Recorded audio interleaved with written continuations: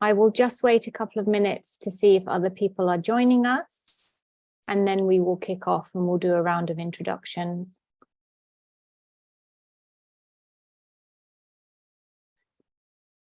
Please bear with us.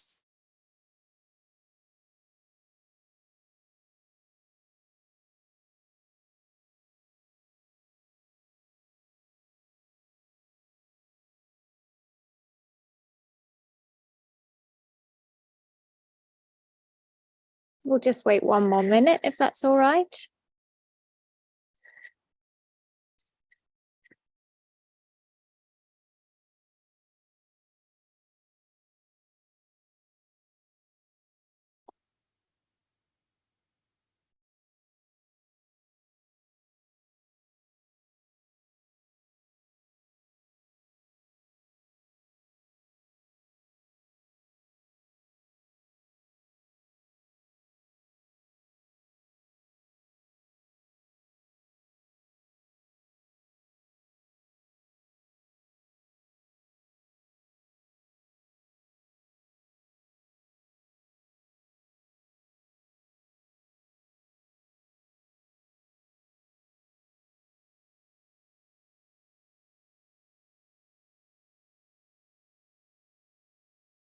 Okay, all right. Well, we'll get started. So as I said, good morning, good day, and good evening, everybody. My name is Louise Taylor, and I'm the Asia Pacific representative for the Global Initiative Against Transnational Organized Crime even. Sorry, it's very early. Thank you for joining us today. And if you're joining us on a kind of recorded session afterwards, then thank you for taking the time to seek us out. We're going to have a literary session for the next sort of 60 to 75 minutes. We have Dr. Maria Ridder and Dr. Hai Luang with us, two sort of very slightly different approaches. So one author, and Dr. Maria Ridder, who's written The Criminality and Power in the Postcolonial City. She's going to talk to us about that first. And then we're going to hear from Hai Luang, who has translated a book from a Vietnamese gangster, potentially, and we can discuss that a bit later, Hai, called Herding Cats. So Maria, I'm just going to do a very quick introduction to you, and then I'll hand over to you, and I know that you have some slides that you'd like to share. You're a senior lecturer in postcolonial literature at the University of Kent, so thank you very much for waking up so early. And your specialism is in South Asia writing, Mediterranean studies, and the intersection between Europe and empire. So please tell us about your book and what led you to write it and what it means. Over to you, Maria. Okay, thank you, Louise. Thanks for the introduction. Thanks for giving me the opportunity to talk about my book. I'm just going to share some slides before we start.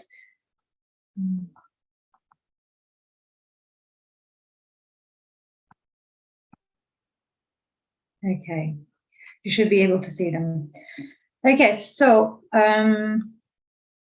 my book is called Criminality and Power in the Postcolonial City, Mapping the Main Streets of Mumbai and Naples, and it came out at the beginning of January 2023. So first of all, my book investigates the literary imaginings of Mumbai and Naples through the lenses of crime in texts written from the 90s to the present. And criminal economies are absolutely fundamental to postcolonial urban environments, but they have received marginal consideration, especially in postcolonial studies and postcolonial literature. So what seems an underworld, which is marginal and local, in this book becomes an important tool for an investigation of major questions such as, the global crisis, economic and development. And I do this by comparing two literatures which have never been compared together. So Italian literature and Indian literature. So one of the most obvious reasons for considering the comparison between Naples and Mumbai is my familiarity with the city where I was born and where I studied, which is Naples. And the general association of Naples with the idea of disorder and crime reminded me of another city that I had encountered from my own research, which was Mumbai.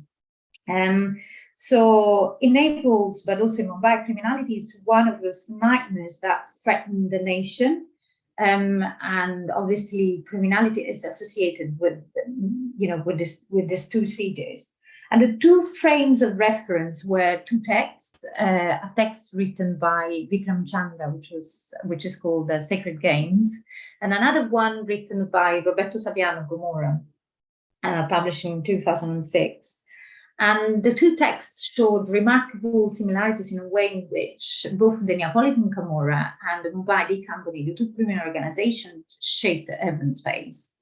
So I started from a quote from one of the texts that I look at, which is called the Neapolitan Book of the Dead by Francesco Palmieri.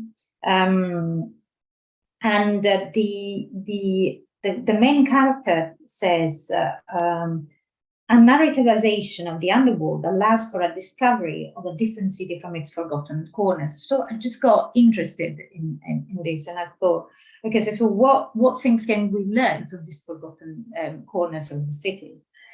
And I argue that there are three main points. So there are three main points basically that I want to talk about in this presentation with you today. So first of all, the association of crime with a post-colonial city. So what are the links? Why are we talking about this kind of association?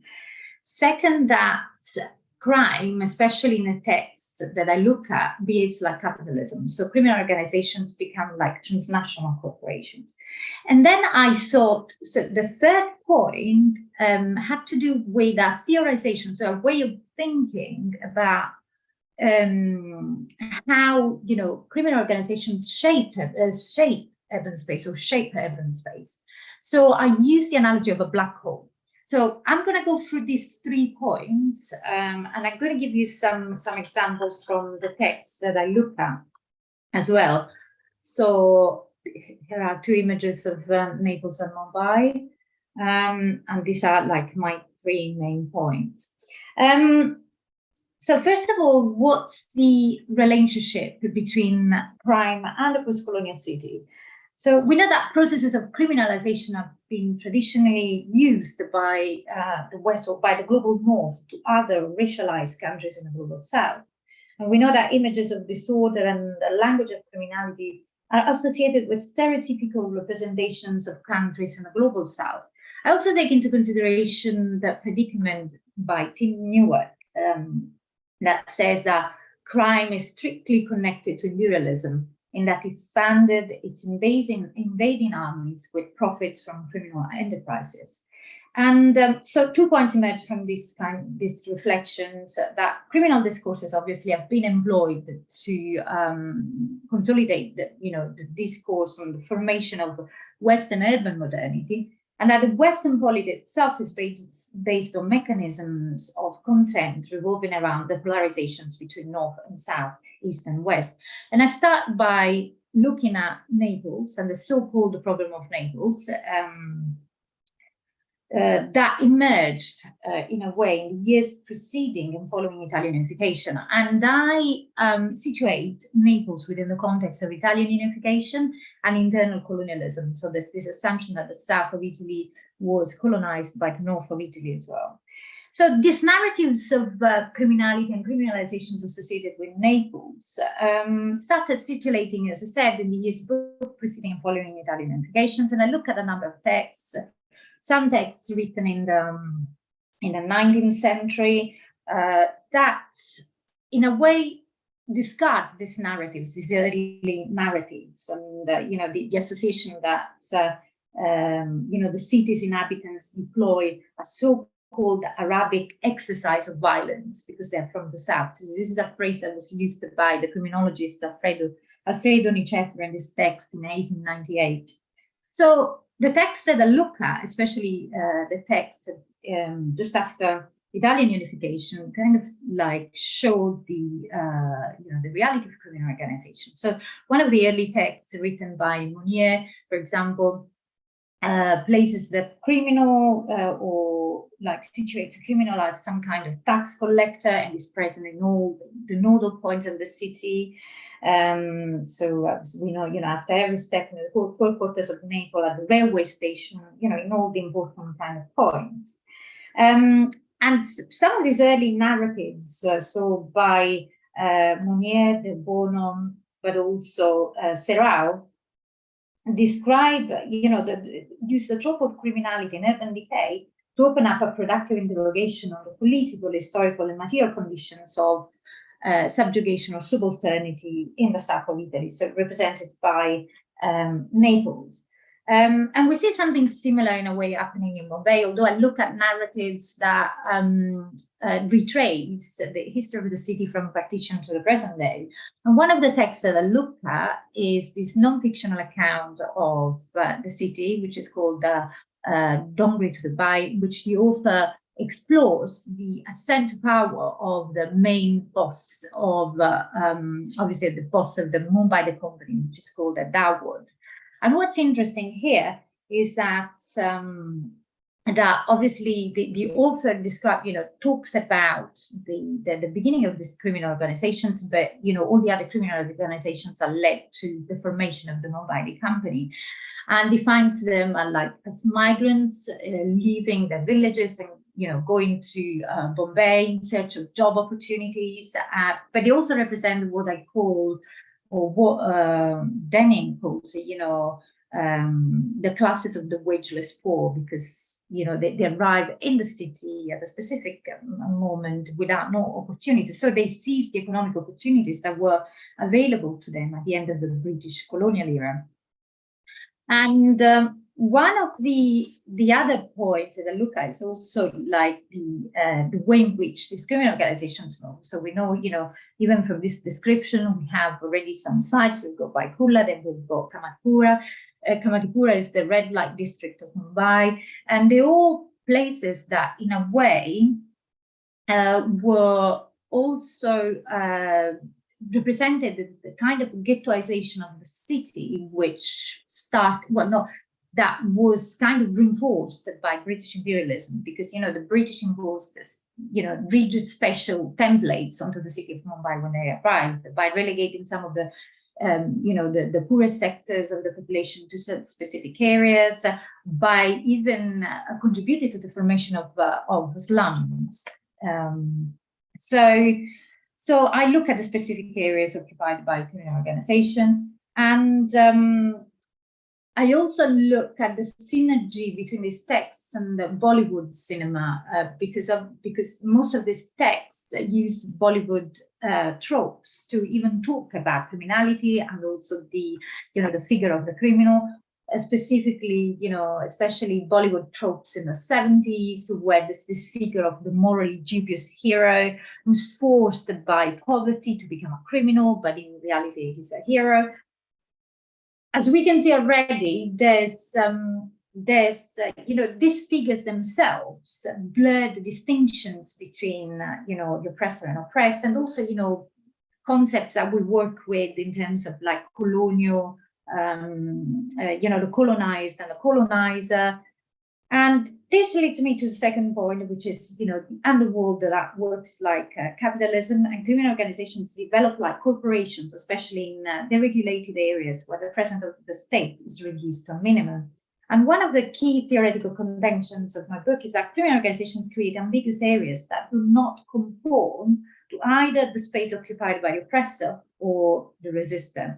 And I also look at the significance and symbolism of the sea that that contributes to this ambiguous discourse, being both a conduit of capitalism, helping criminal organizations become transnational businesses, but at the same time representing a force that goes against this very idea of capitalism.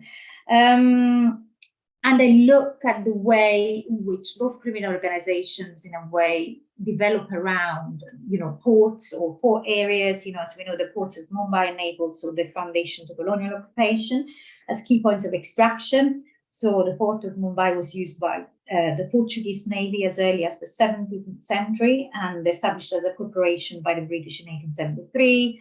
The port of Naples was founded by the Greek in the 6th century before Christ and experienced several structural changes according to the different waves of occupiers.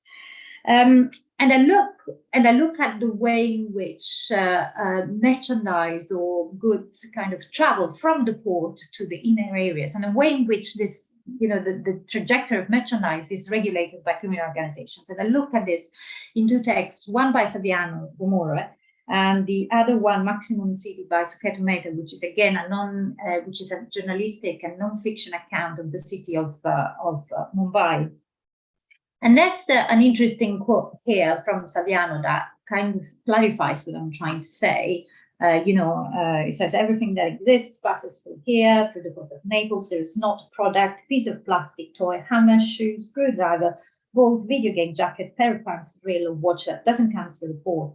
And then he describes, the trajectory of merchandise from the port to the hidden factories in the suburbs of Naples. And also the speed at which this merchandise kind of travels and in a way disappears in the system. The new organizations that have emerged as global kind of corporations, and as the narrator of Maximum City says, makes it quite clear. It says, organized crime in Mumbai is unique because, all our killings are orchestrated from abroad.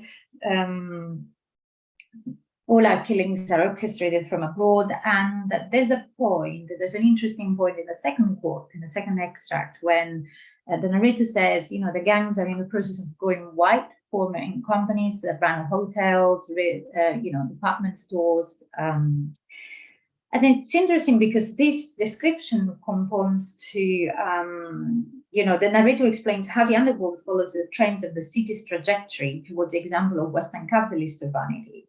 I draw on Umberto Sandino's work, who talks about a new mafia bourgeoisie, which is a relational system that involves the cooperation of businessmen and politicians to refer to a system that has at its core capitalist accumulation, the pursuit of illegal profit. So Sandino argues that criminality represents a state's attempt to control, in the case of Naples, the Italian South, advocating for the equation of the state with the underworld. And the same could be said of Mumbai. These relationships can be equated to the fractures between Hindus and Muslims. And it's interesting how Mehta talks in a way about this in his book. When at some point, the desecularization of criminal organization takes place in 1992, 1993, because before they were kind of they were not divided according to religion, but then after 1992, 1993, after the Mumbai riots, they kind of assume, they are divided to like religious kind of criminal organizations. But Mehta then says, but it doesn't really matter because what they're looking, what they're doing, they are pursuing, capitalist accumulation. There's another quote that in a way explains this. It's interesting here in this quote how the narrator divides, the organization, talks about the organization of criminal, of the structure of criminal organizations in terms of above and below. So above is equated to the, to the managerial kind of activities associated with criminal organizations, and below represents, the strict level kind of activities.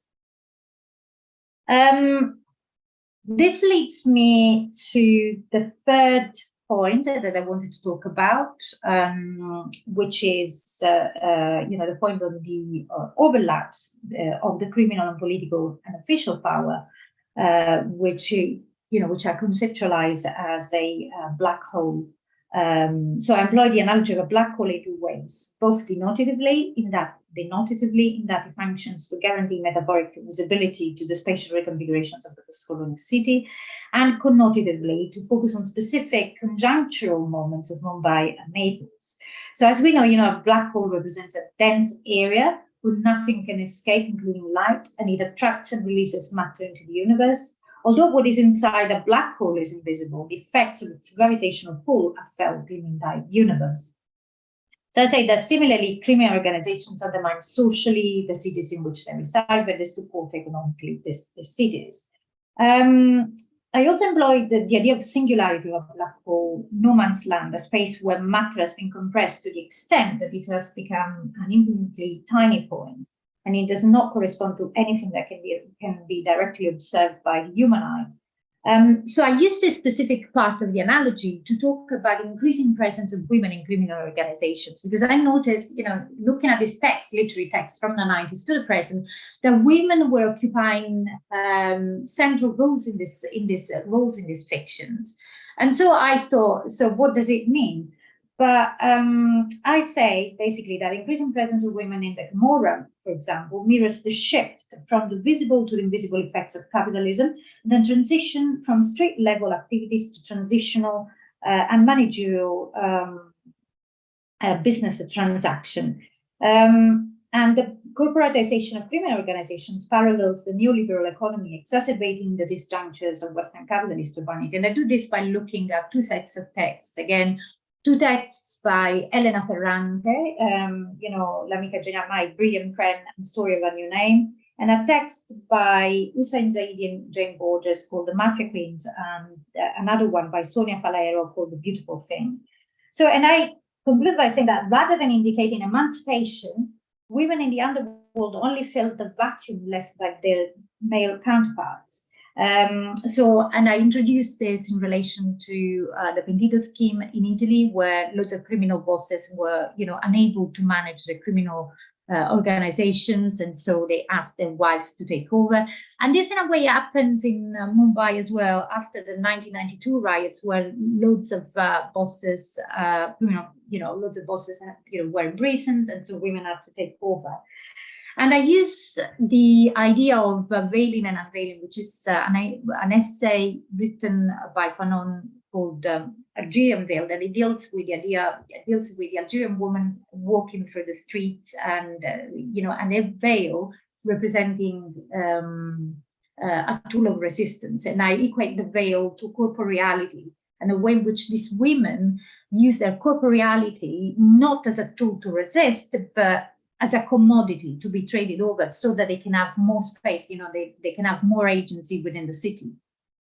And so I look at the first book, which is My Brilliant Friend. I don't know whether some of you are familiar with it, but it's about, two girls living in a rione, a quarter of Naples, and that specific rione is associated with criminality and the activities of the Solaras. And there are two girls, so Elena and Lila. But whereas Elena, has more possibilities because she's not a member of like the wageless poor, because she can get an education. Lila is basically, does not have the same kind of opportunities. So she ends up marrying Stefano Caracci, who's related, who starts, a business with the Solaras, who are like criminals. And even the relationship between Stefano and Lila is determined by the corporal, Lila's corporality. Marital sex is only is described as rape, and all these other things. So what I'm saying is that obviously we think that women have got agency, but in reality, they only use their image, their corporeality to have more agency within the city. And the same applies to a text. I was going to give you a specific example from My Brilliant Friend, but I'm not sure about the timing, so I'll just go on to the other example, which is a text by Hussein Zaidi and Jane Borges called The Mafia Queens of Mumbai. And in this text, women are required to perform specific roles within the limited spaces delineated by patriarchal capitalism. So the text Mafia Queens of Mumbai is about different stories by different female bosses. But as we see, so they're supposed to represent some kind of truth. But as we see, the women themselves are kind of like they are represented as stereotypical figures, even if they are bosses. So we have like the first story, which is about this woman called Jenna Bai, who is portrayed as a leading figure who participates in the major events of the city. So she's born to a Muslim family in Dongri, and then she traces the same criminal trajectory as a male underworld counterpart. So she was abandoned by her husband after partition. And then she gradually becomes one of the most respected, one of the most popular figures of the underworld. So she is, for example, a police informer, but she's also a feared figure among other criminals. And she's portrayed as a nurturing kind of mother, even if she's, other people fear her presence, but still she's trapped within that kind of stereotypical portrayal of the female within the book. Another short story, which is very interesting, is called The Femme Fatale, and it's about this character called Sapna, who's a courageous woman who wants to revenge the death of her husband by killing the famous gangster Dawood. And so Sapna's concrete veil is sexualized by the notorious boss Hussein Nostara, who tells a story in the first person, and then he thinks about her like in a sexualized kind of manner, because he's attracted by the mystery of her veiled body. But also we see how these women move within specific places, so slums, specific area, Dongri, but also Kamatipura, places of consumption of sex, basically. So they're not really, even if they are like bosses, female bosses, criminal bosses, they're not really, they don't go beyond the specific areas delineated, specific areas of the city. The other text, which is one of the best examples of what I'm trying to say, is called The Beautiful Thing, which is on the slide here, by Sonia Falero, who's a journalist. Again, she follows a bar dancer who works in this place, which is owned by criminal organizations. And it's very interesting because Leela, the protagonist, again, is a migrant who arrives in Mumbai. Sorry, I keep using Mumbai. The city changed its name in 1995, so I use it interchangeably according to the different kind of periods. So she arrives, Leela, I was saying, arrives in Mumbai. But again, she doesn't seem to exist because, she can't have a bank account, and she lives, she inhabits Kamatipura, which is, again, the red light district. But she also dismantles a number of like stereotypical representations of the city, which are, circulated through Bollywood cinema. The idea, this glamorous kind of idea of Bombay. So she says, Bombay smelled, when she arrived, not in a nice way, but, it smelled quite badly. So it's quite interesting to see how these characters, in a way, remap the city. But again, these female characters only, they confirm the idea that they don't, the presence in criminal organizations is an instrumental kind of presence. So they're not afforded any kind of agency, but they kind of conform, they use their corporeality, which I call like the process of veiling and unveiling, to be given some kind of agency within the city. And so I'm just gonna say that, just restate the three main kind of points in my book. Obviously, criminal economies are absolutely fundamental to post-colonial urban environments, and that criminal organizations unveil the truth of Western urban modernity.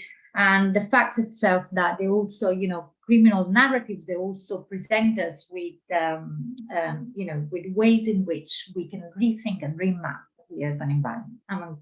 I'm going to stop here now. Thank you for listening. Thank you, Maria.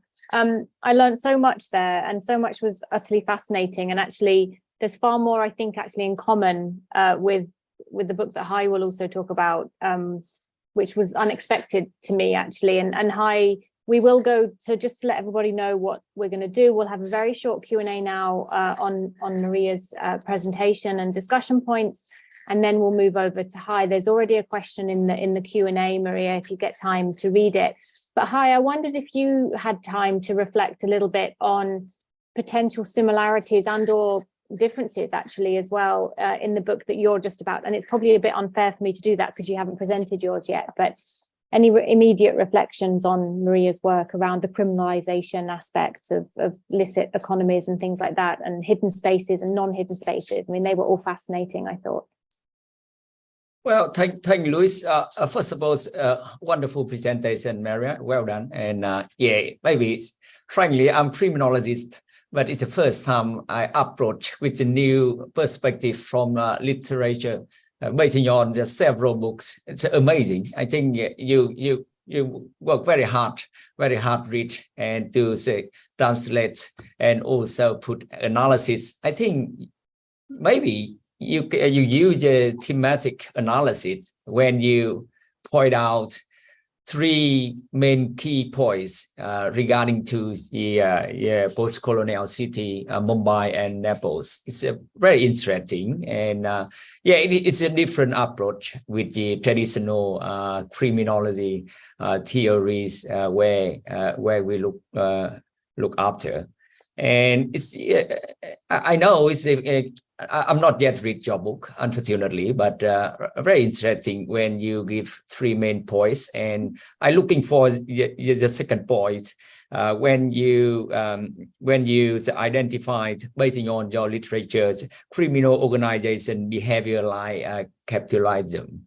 And hopefully you can point out a little bit how structure look like among the criminal organization, like hierarchy or maybe fluidity, or maybe it's a not structure, something like that, compared with the traditional organized crime. So as I pointed out, so I also sketched a trajectory from early criminal organizations and the contexts in which they kind of appeared as so-called like victims of a system of exploitation, and how they develop, obviously, from Robin Hood figures to these transnational kind of corporations. So they behave like, as I said, like capitalism does.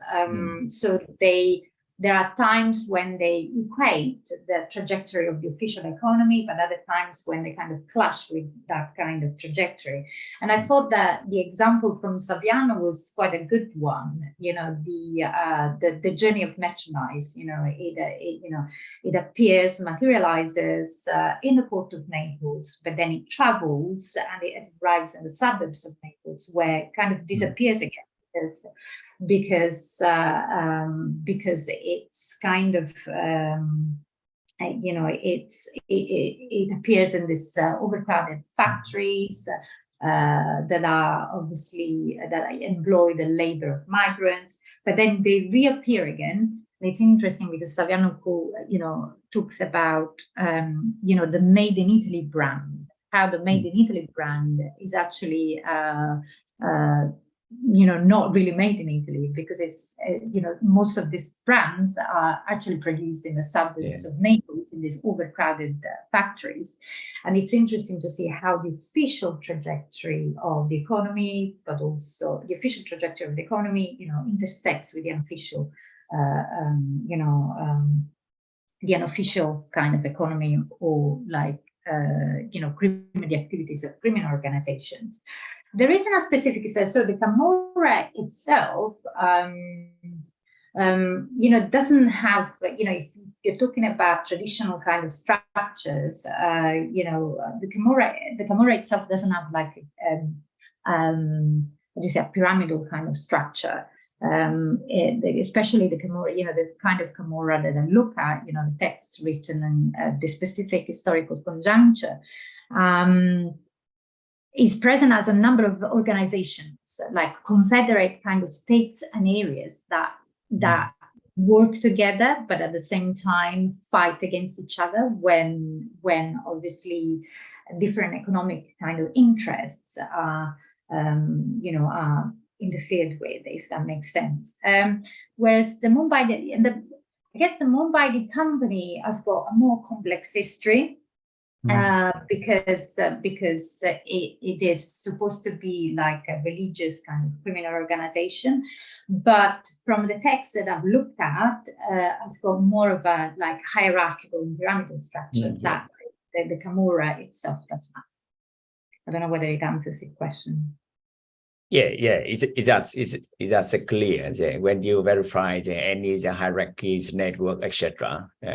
Among the Mumbai and Naples. I actually took, obviously, because I'm not a criminologist, I make the case whereby obviously text and literature in a way unveil all these truths that we can't really see, in official accounts of these criminal organizations. And also, I also talk about the question of truth in this text, because the author themselves claim to be reporting the truth. And so I think about this notion of truth. I mean, what does it mean? And, in the context of literature. So, yeah, it's, that's a kind of work that I've been doing with the literary text.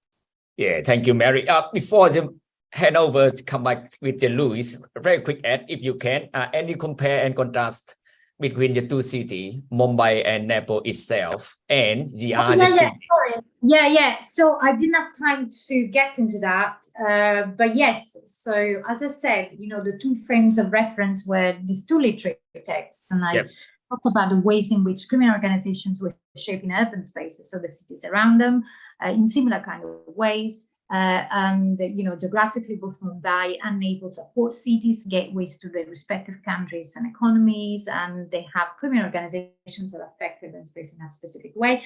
And both they've been subjected to exploitation in some ways. So obviously, Mumbai was colonized, and I tried to talk about how colonialism and extractive capitalism in a way have contributed to the formation of these organizations.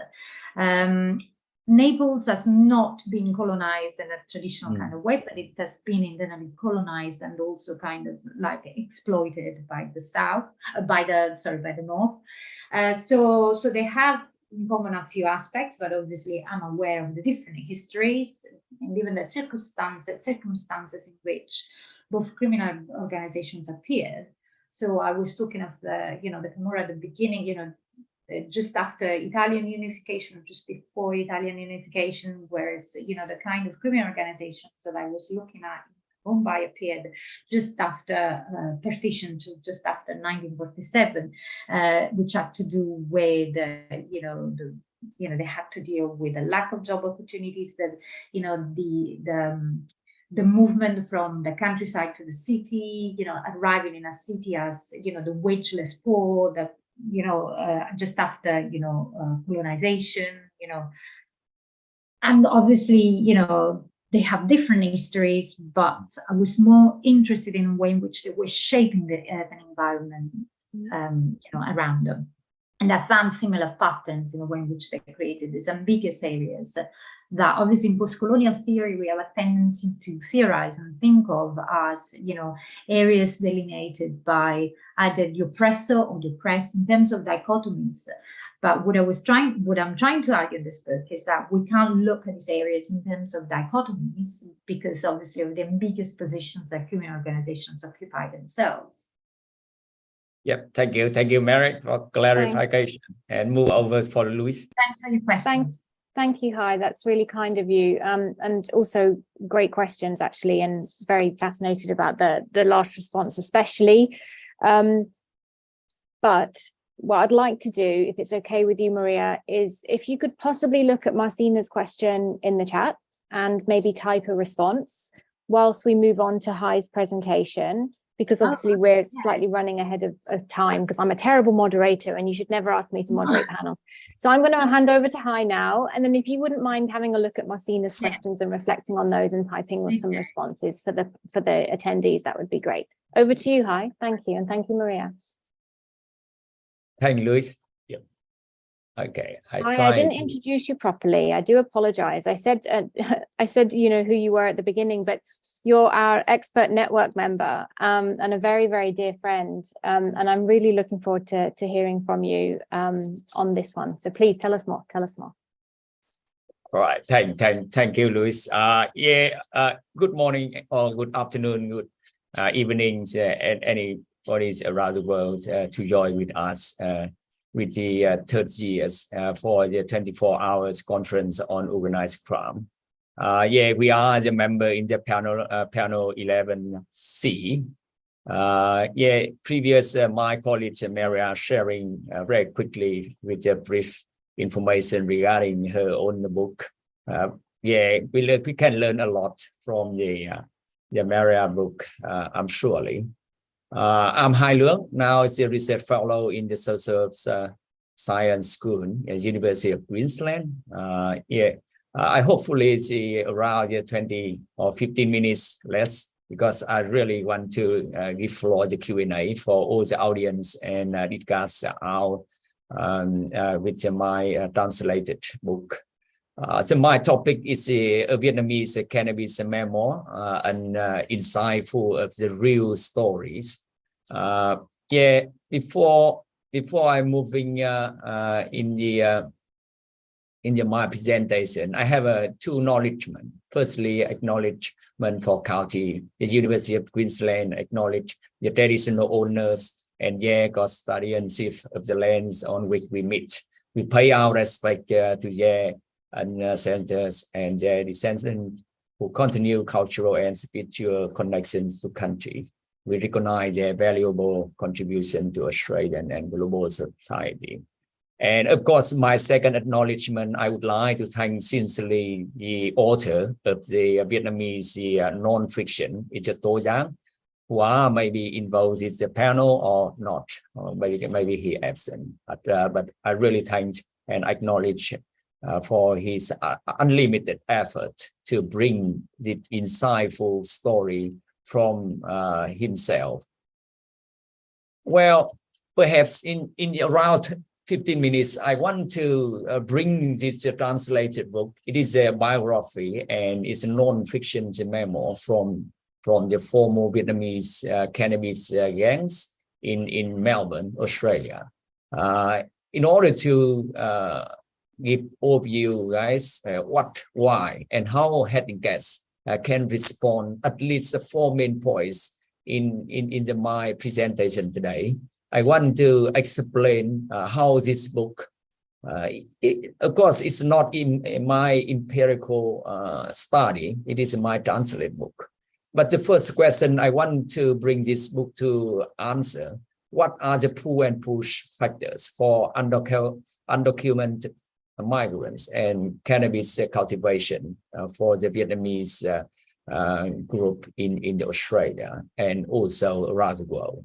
And second one, how impacts dependent migration nexuses relate to recruiting and using young people in their illegal activities, particularly in illicit cannabis market? And the number three, it is which are the behind the scenes of the smugglers or traffickers or another agent who put them into cannabis cultivation. And last but not least, what and how the nature of Vietnamese cannabis groups look like. Hopefully, this book heading guess for original, it is the Green Faraway wrote. It's for Vietnamese language. But after I contacted several times, and also informal interview with the author, we decided to translate with the heading guess. Absolutely, it's my volunteer job. I'm quite weak translator. When I sign contract with the publisher, Bonfire Book in the Melbourne, I confirm officially it's my volunteer. No one needs the commerce. I would like to bring all the benefits from this book commercial to donate and contribute with the rehabilitation from the author, who are now in the Vietnam after spend 30 months in the jail in the Melbourne, and after that deported in the Vietnam immediately. Now, under my views, this guy is now very good and is on track with the rehabilitation. And now, early this year, he also published the second book, continue to explain what's happening after release the jail. Well, with the around 200, it is my book. I'm not advertising it, and it's 200 pages in this book. Heading guests explain very detailed. It's some structure. Some is the economic motivation, and also it's the cultural languages. It's some is part of the push and pull factors. to explain why the Vietnamese migrant, including undocumented, to join the cannabis gangs, particularly with the cultivation. And one point, it is most of the case study, because currently I collect around nearly 1,000 case study regarding to Vietnamese cannabis cultivation in Australia since 1995 and until now. After 30 years, it's the first time Australian government authority, they released the first report regarding to Asian organized crime, including one chapter separately for the Vietnamese gangs. And until now, after 30 years, no any academia and official reports there to analysis and assess the nature of the Vietnamese cannabis syndicates, unfortunately. Yeah, is that in only one case among of the nearly 1,000 cases I have in hand? Of course, at least 3 years overhead. I'm trying to analysis and the detail, give the some major characteristics and also structure or modus operandi run by the Vietnamese gangs in Australia relating to illicit cabinets. And for the heading cat, when it's this slide I explain how I can collect the data to translate. Of course, I use also the triangulate to collect the data. For example, I use court statement, and I mentioned earlier, I collect the nearly 1,000 court judgments, including this case study, this author as well. And also combined with the insightful story, non-fiction memo from the Toda, the author of the heading guest original. And I combine with several individual interviews. All of them, they are ex-offenders, including this author. We separate and we discuss, even though some group focus discussion. I want to make clear how they structure, how they operate, and also avoid any law enforcement monitors. And it's key findings during translating this book, and also interview with those offenders regarding the Vietnamese gangs in the cannabis syndicates in Australia. I found it. Meanwhile, Australian law enforcement agency are only considering those Vietnamese group as set up only 3 levels. You can see in the bottom right with the image from ABC News, they visualize with the 3 separate levels. The first one, the top one, is a big boss head, or the second one is a facilitator, and the last is the bottom, it's a crop sister who are harvesting, who are they take care the cannabis in indoor. That nothing more, nothing less. Very, very broadly and very general.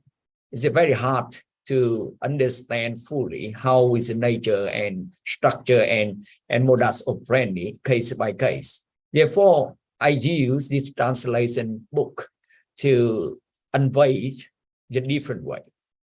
And very, very, very surprising. In reality, there are different layers, most of them unknown. This includes demand side, equipment, supplies, a lot of several brokers, middlemen involved with the heading gas network.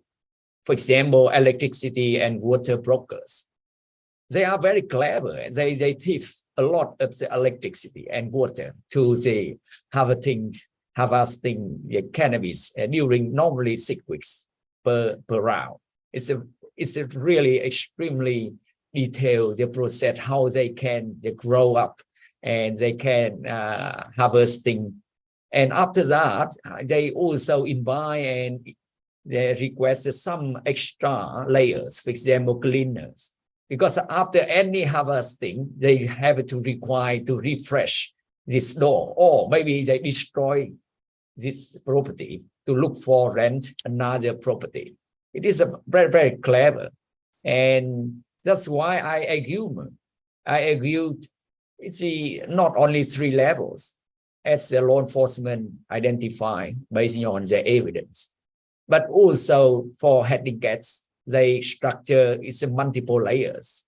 Of course, it's not structured or not high ranking like in the Nepal or Mumbai, as Maria book sharing. But they is very wise to create by themselves for just different ways. For example, compared with the triad, or it's a Chinese gangs, organized crime, or Italian mafia in Australia. They very keep silent. They not only priority to look for family ties or small relatives, or maybe they only look for in the we call fellow countrymen associates who are the similar village, the same clans, same language. Because you know, in the Vietnam is over 100 million population in over 63 provinces and cities, a very different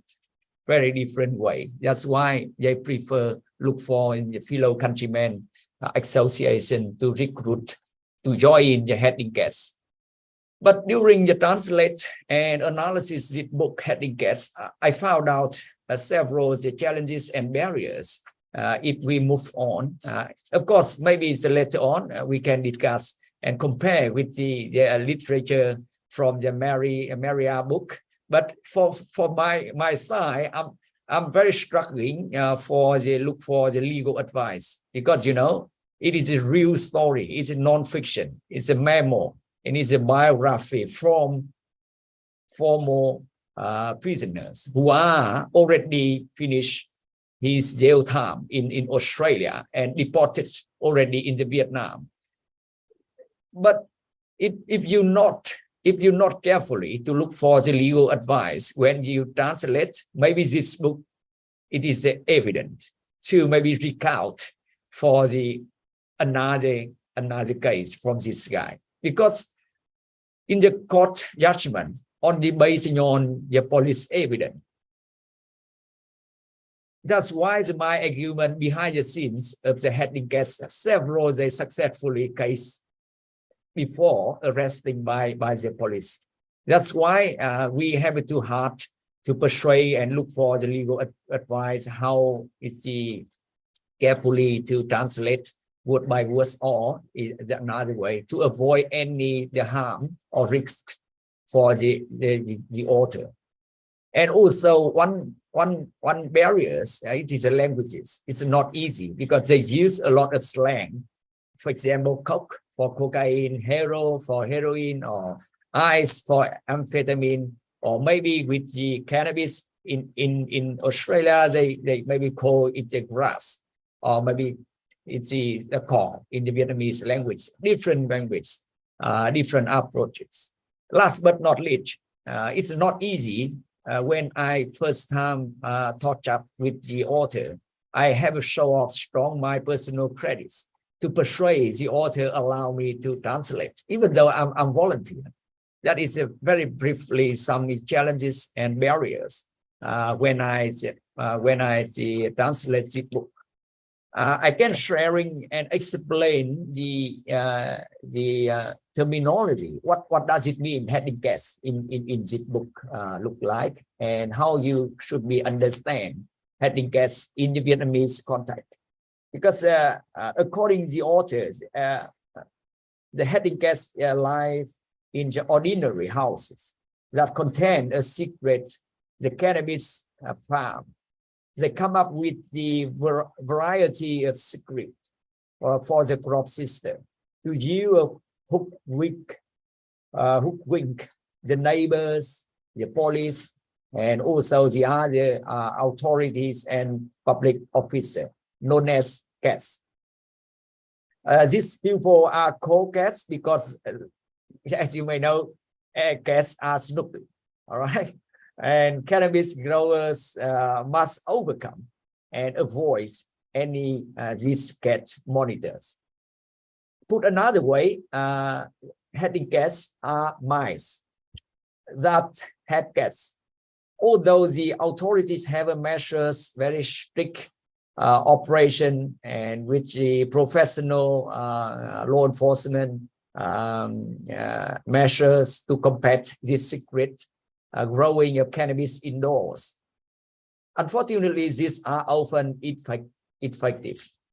Diamonds got diamonds, the same as the author argument, because as an intelligent man, Haddington provides unique and visual mazes that act like lasso around the necks of the cats. It's quite interesting to illustrate how these cats too can overcome the mice. And the author Tozan, he begins his story by describing my neighbor wandering in the down under before becoming a professional handicap. While the facts are true, the character real names may be changed to protect their privacy. But I think this book can give for the not only a scholar like myself or Maria, but also for policymakers or practitioners, particularly with the police or custom or border guard, etc. How they can understand the nature of Vietnamese organized crime relating to the cannabis market in Australia, because the author provides a rare and compelling first-hand account of his time as a crop sister for marijuana cultivation in domestic homes across Melbourne and another state in Australia. Along the journey, he offered some sobering observation on the limitation of the law enforcement and border control authorities in their efforts to reckon with this issue. I think for the readers looking for a grassroots insight into organized illicit drug trade today, this book had much to offer, and it proves no fiction can be as thrilling as the real reality of insiders like Haddington sharing in this book. And perhaps I stop here and leave the floor, because we very strict moderator Louis Tyler here, and I don't want to disrupt any time. And happy to Q&A. Thank you so much. Thanks, Hai. I'm not that strict. I also thought, I completely agree with one of your last points, which is it's kind of a must read, this book, for a whole swathe of different stakeholders, actually. And of course, I think Australian law enforcement and policymakers, absolutely, for sure. I wondered if I could abuse my role, and then Maria, I'm also happy to sort of take your reflections and questions as well, of course, and then open to the floor. What do you think is the kind of learning for Vietnam, actually, as well, in some of these memoirs, if you like? And because I think, as you started off at the beginning, there are push and pull factors here. And the fact that, you know, the author struggled to find his place within Vietnamese society, and that got worse the longer he stayed away, and the more embedded in the criminality he became, the harder reintegration became for him. So I think absolutely it's a must read, and I was actually talking with the Australian government last week about it and recommending it to them. I was like, you have to read this book. But what do you think are the kind of learnings and possible takeaways for Vietnamese policymakers and law enforcement and customs officials and others?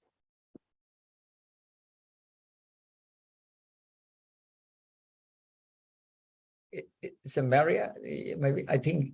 I was going to ask you to respond first. Hi, sorry, it's my fault for moderating badly again. Well, it's a huge question, Luis. First of all, on behalf of the author Tozan, thanks sincerely for your sharing, the spreading, advertising, perhaps for the law enforcement and practitioner and also the academia. And I think it's at least the three main points can take away here, can learn from this book. As I mentioned earlier, this book is a very, very rare and very unique approach. Because as you may know, I spent over 20 years in my earlier career both in the Vietnam and Australia, to the design and research and teaching in law enforcement agency, particularly with the police in Vietnam, and also collaborate with the AFP. And I'm really look for the one case in the one day. I don't know when this case occur, but very lucky it's 2021 when it's a COVID coming.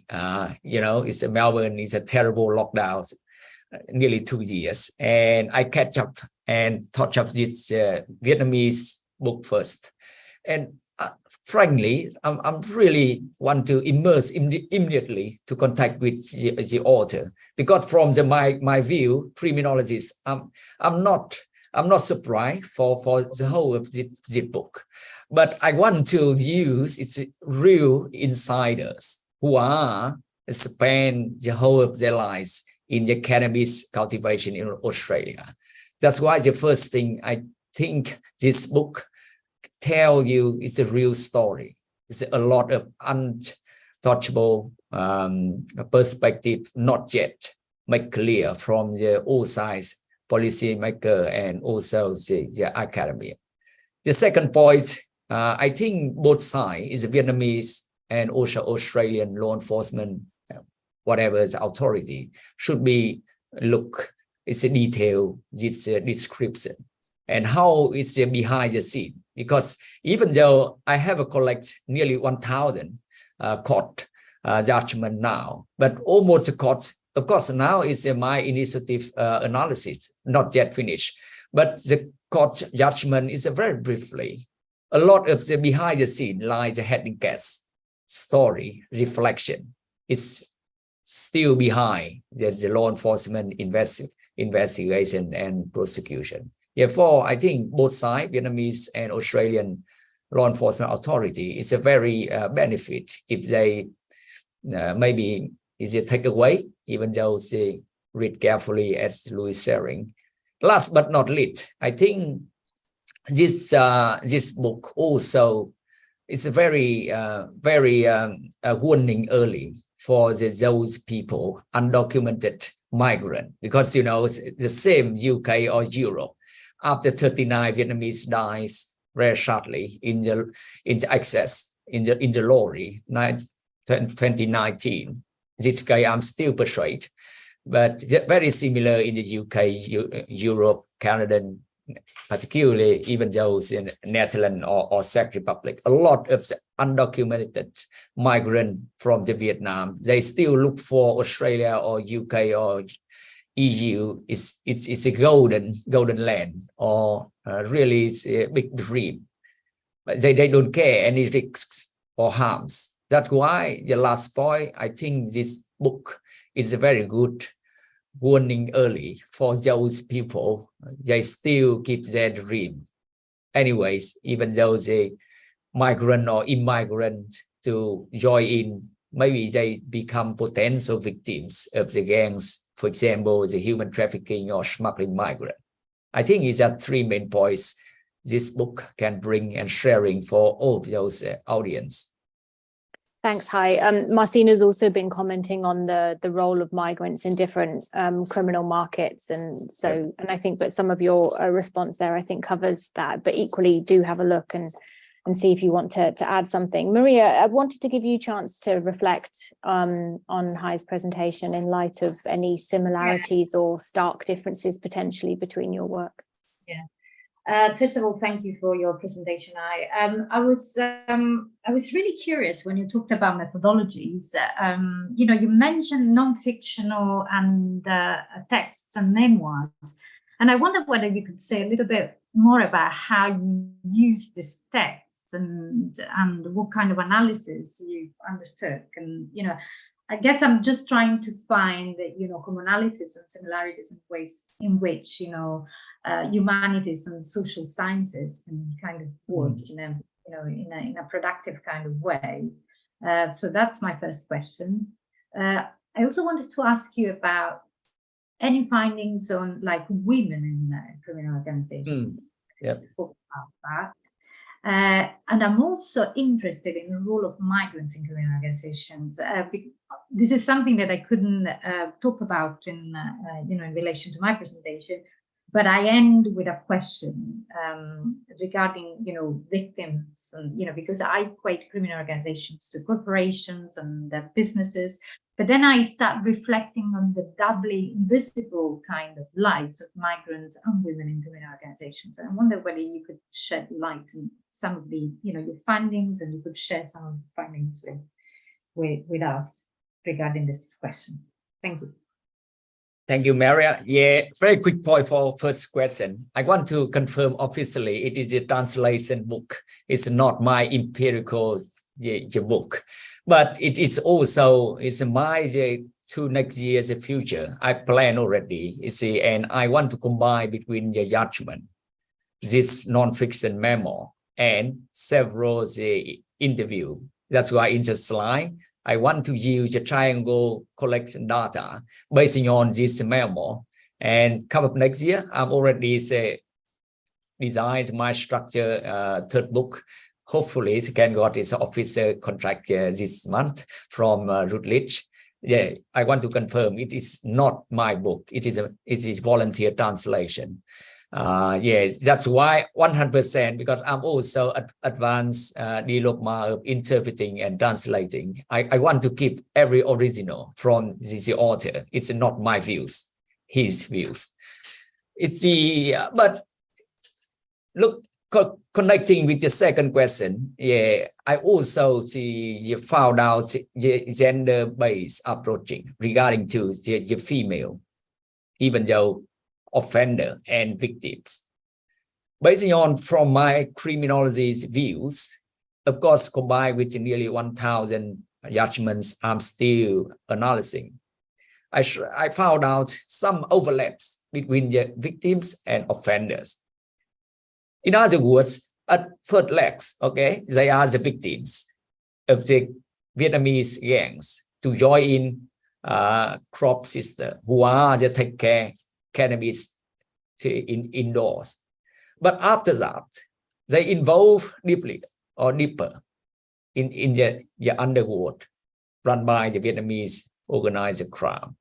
They also become an offender when they look for another networks who are, I explained in my previous presentation, maybe the family ties, relatives, or maybe among the association fellow countrymen.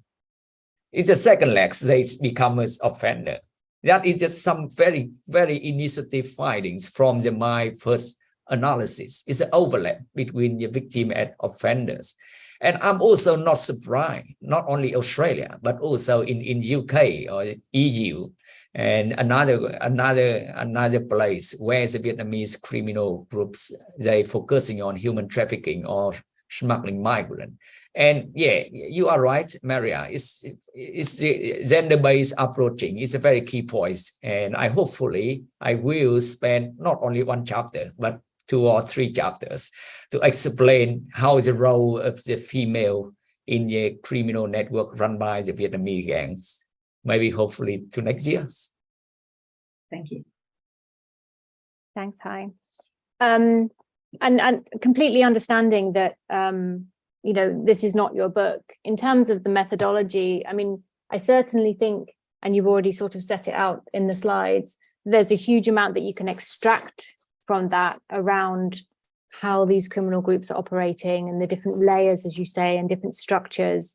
And and there is a huge amount in there, and how you then extract that and the methodologies that you would use then to extract that information, I think is also super important. And you're supplicating it then with loads of additional interviews and from the cases that you've been studying since '95.